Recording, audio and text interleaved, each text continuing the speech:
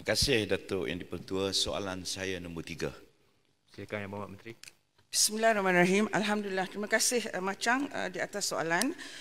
Semua kita maklum Macang, dalam 5 tahun ke 10 tahun yang lalu, negara kita memang menghadapi glut ataupun lambakan hartanah yang mana tidak terjual dan sebagainya akibat daripada tidak ketepatan dari segi perancangan untuk membuat pembinaan seperti lokasi, harga, jenis rumah, dan satu lagi perkara adalah kegagalan untuk mereka mendapat bank loan, accessibility to bank loan.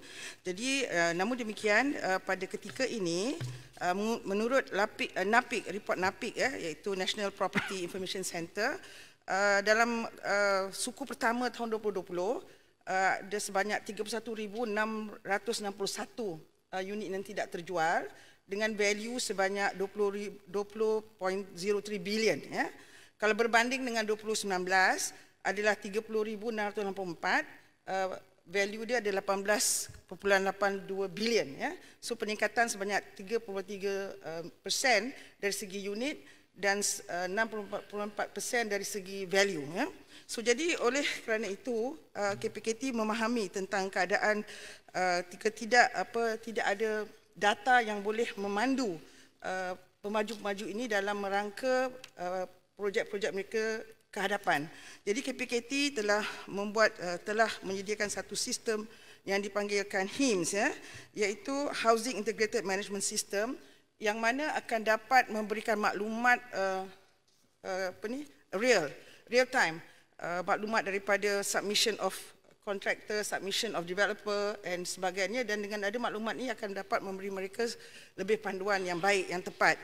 Dan keduanya juga KPKT sedang dalam merancang, insya-Allah dalam 2021 kita akan dapat membina satu sistem data raya, iaitu big data system yang mana akan membantu untuk memberikan angka-angka projection dan boleh memandu developer untuk merancangkan dia business model dan juga perancangan mereka dari segi pemilihan tempat dan sebagainya. Jadi maklumat-maklumat ini akan dapat membuat mereka membuat perancangan perniagaan yang lebih tepat dan lebih komprehensif.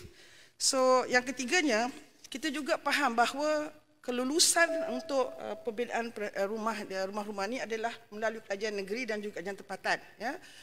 Dan ini juga menyulitkan KPKT untuk mengawal dari segi jenis-jenis pembinaan yang pemaju hendak bina, kerana kita hanya mengawal dari segi kelayakan dan kemampuan.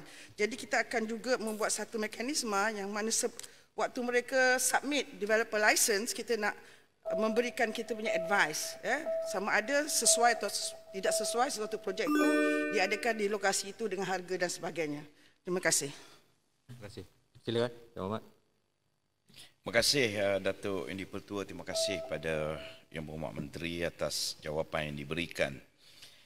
Mengikut kenyataan Yang Berhormat Menteri sekejap tadi, 30,661 buah unit rumah yang masih belum terjual.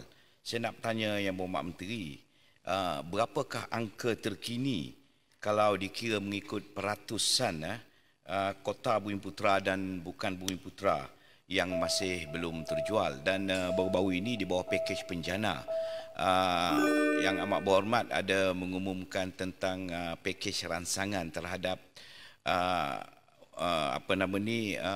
membolehkan rakyat untuk memiliki rumah, seterusnya merancangkan lagi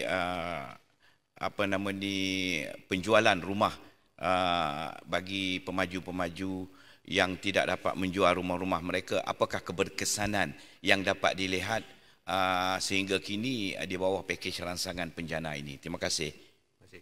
Silakan Yang Berhormat Menteri. Terima kasih Macang. Untuk langkah-langkah yang telah kita ambil, kita melihat bahawa saya tidak ada angka terperinci dari segi pembahagian dari rumah yang Bumiputera atau non-Bumiputera. So jadi yang itu insya-Allah saya akan beri dengan cara bertulis. So tetapi pada hemat saya, ianya tidak lebih daripada 15% daripada rumah-rumah ini adalah rumah kota Bumiputera. So jadi untuk usaha-usaha yang lain adalah termasuk kita kasih free stamp duty and then stamp duty dan juga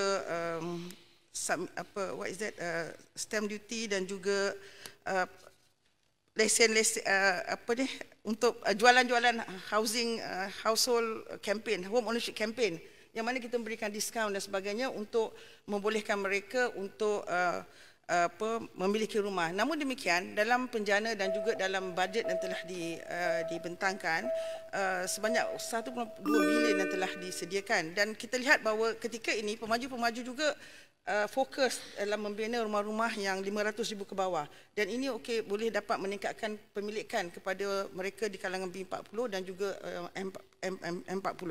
So jadi